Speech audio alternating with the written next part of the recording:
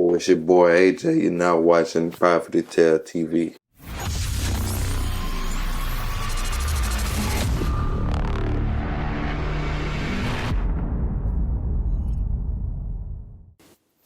Yo, welcome back to Poverty Tare TV, man. It's your boy Chris Gaines, man. What's up, man? Who I'm talking to today? What it do, man? It's your boy AJ on the track. I've been with the beats for a little minute, trying to get it in. What's good, man?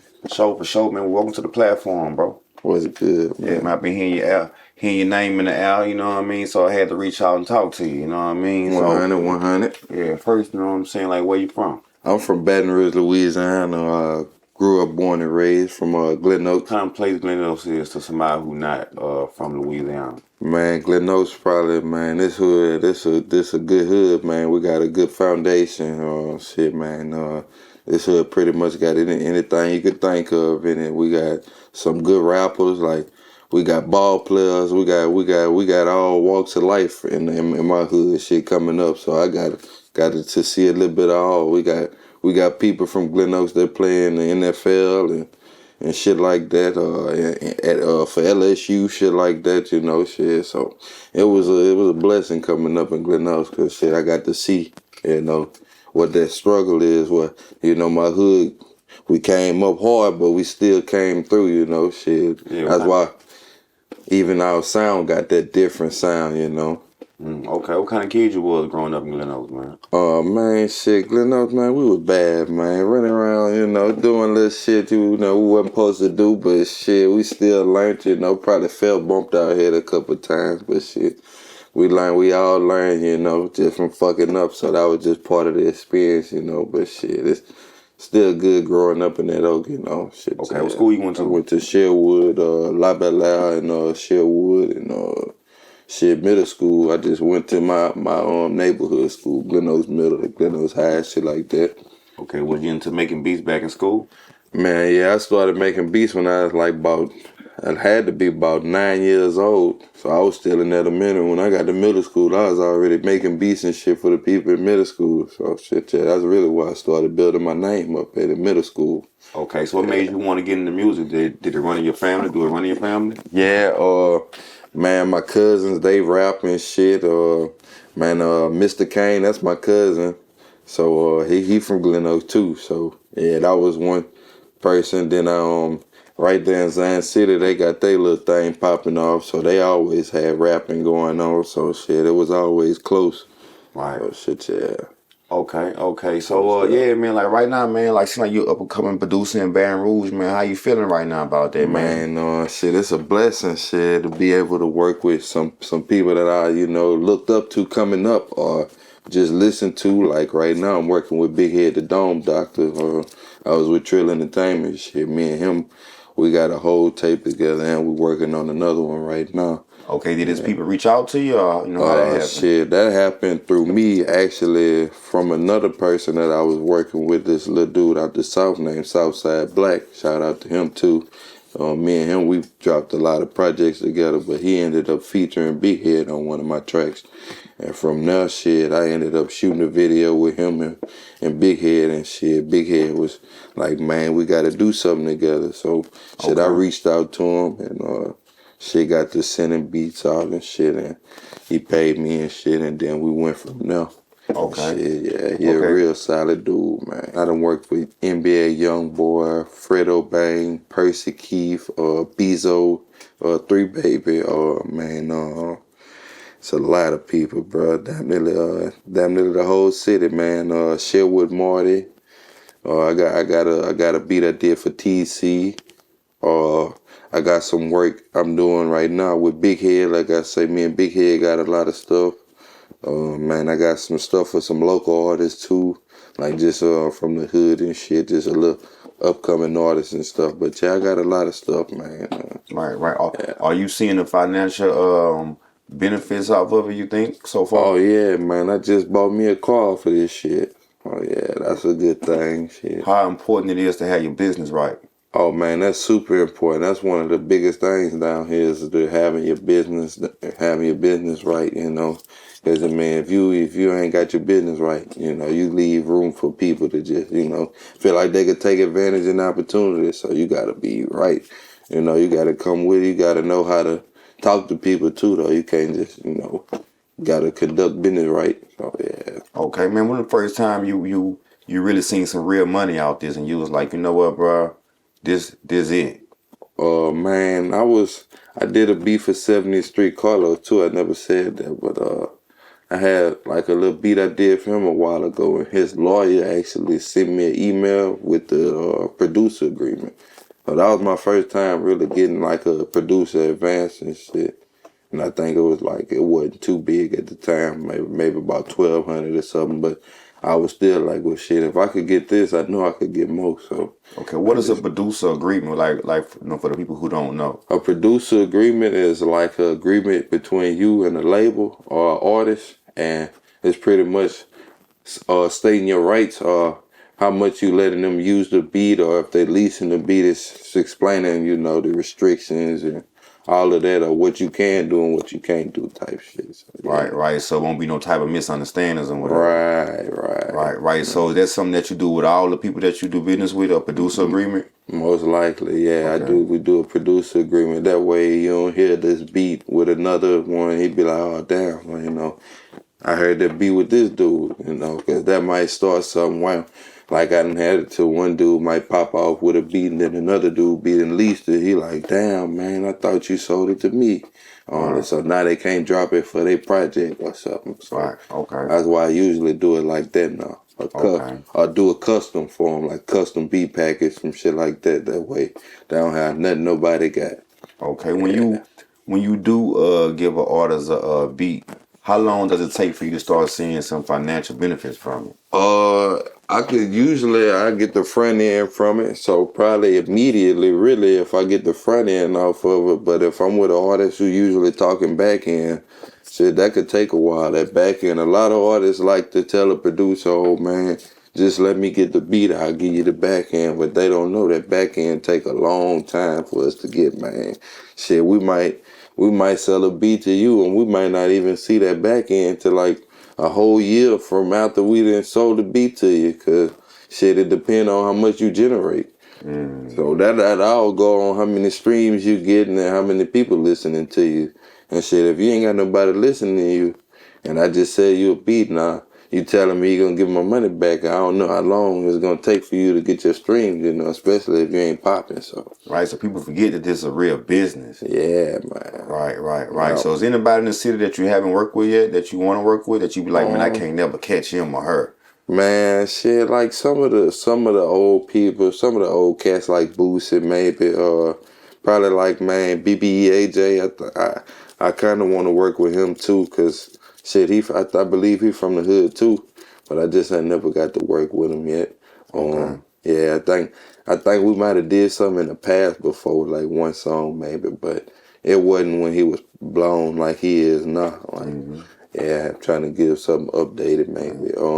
I wouldn't mind working with like DJ J Lewis or something, or somebody like that, somebody with a buzz that's been down here, but just somebody who around my age or something like that, some shit like that, cause I'm 23, so shit.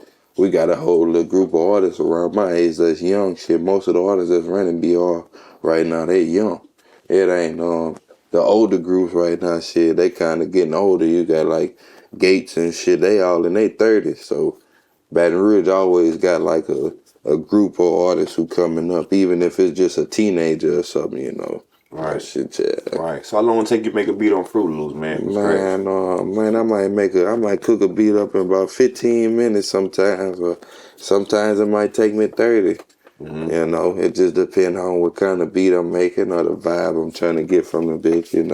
What you think Fruit Loops missing that they can add or take away?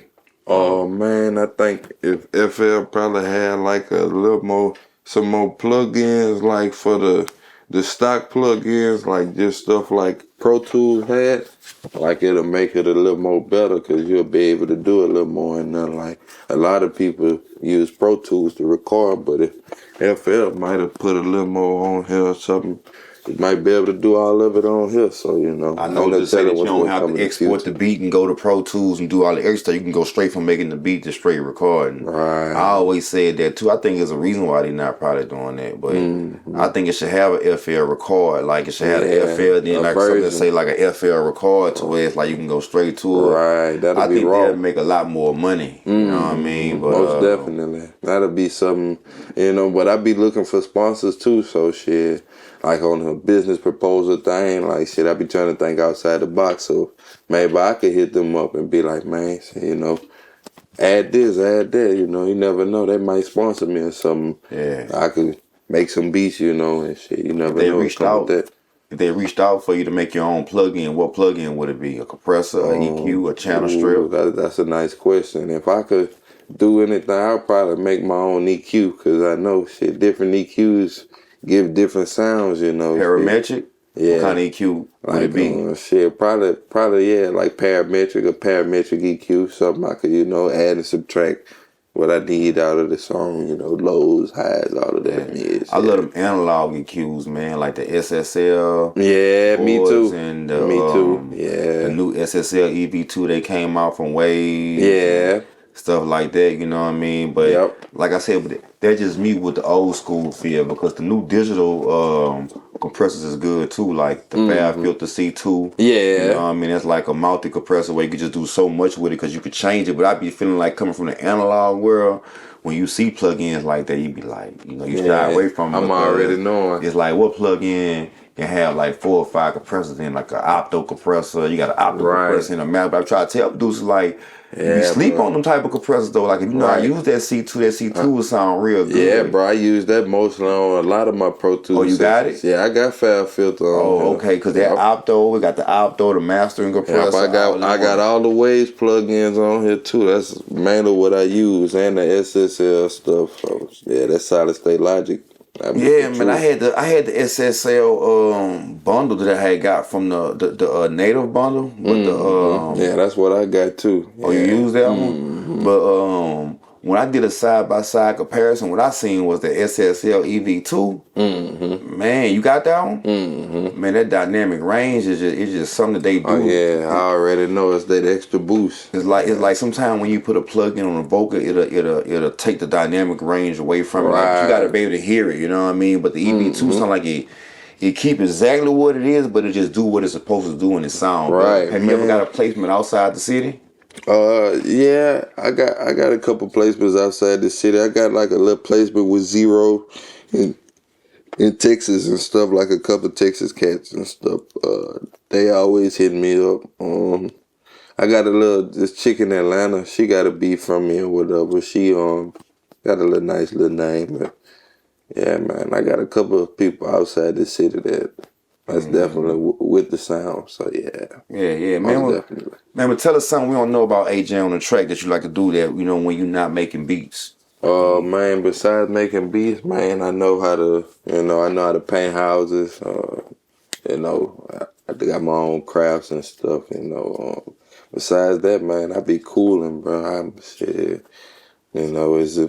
just mainly music is me mostly. Shit, if I ain't doing music or painting houses, shit, I'm probably chilling on the game or something. I'm a gamer too. I like the game, so yeah, I might be on that bitch a little hard, a little Call of Duty, a little Modern Warfare, something like that, That's about it though. Yeah. Man, when you get these placements with these artists, like, how often are you in the same studio with them while they recording?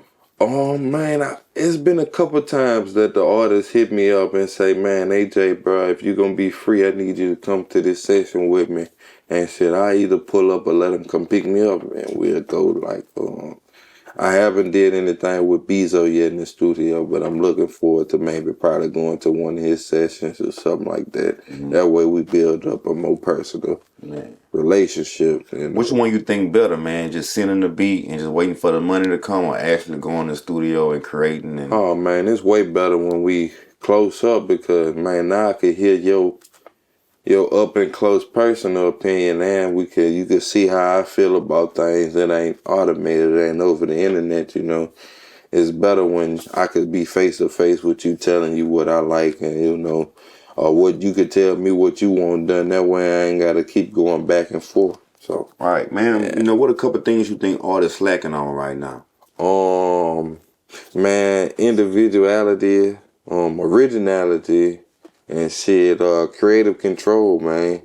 Artists out here, a lot of artists out here, they followers, they ain't gonna make a song do a certain style of music unless they hear somebody else doing it. And once that pop off, everybody get to riding the wave. Think we need more individuality out here. Like back in the day, shit, I think BR had his own style because different hoods had their own sound. Like now is everybody trying to sound like Young Boy or everybody trying to sound like Fredo. Like most hoods trying to sound like the popular rapper that's in their hood. So and why is that? Where you think that comes from?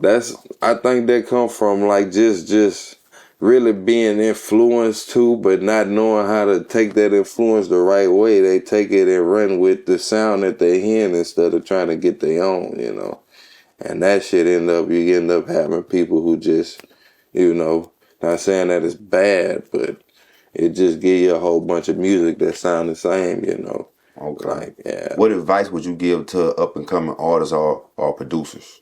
Man, find your own wave, man. Don't never ride another person's wave, Try to see what you good at and stick to it, Don't let somebody else try to play on you, by taking your sound, You gotta make your stuff stick out. So being versatile, that's probably the best way, man. Just be versatile and, stay with your own sound.